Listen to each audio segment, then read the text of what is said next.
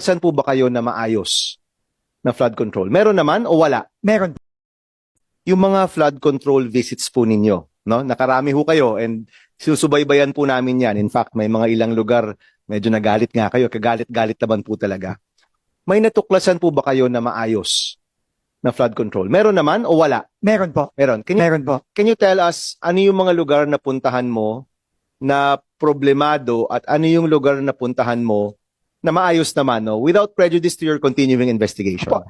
Unang-una po, yung unang nakita ko mismo personally ay yung binisita po mismo ng ating lugar sa Claveria sa Cagayan Valley.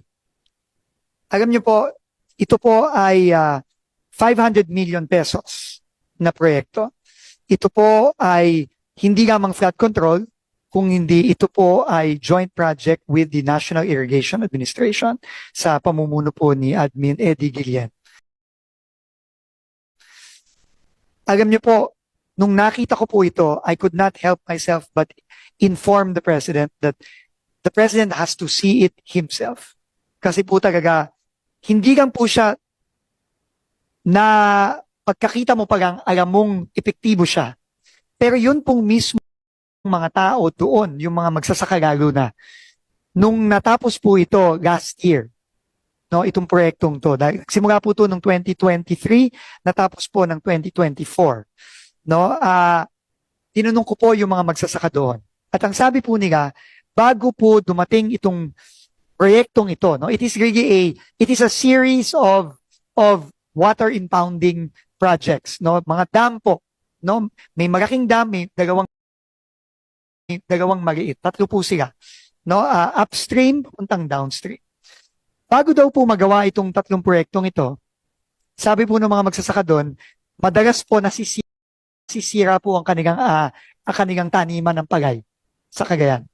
Pero nung pong nagawa ito, talaga pong nape-preserve na po yung kanilang pag-aani at nabibigyan pa ng year-round irrigation.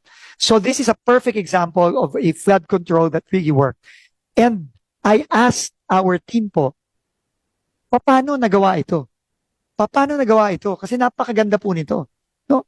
Ang sabi po nila, unang po ito ay naplano ng tama.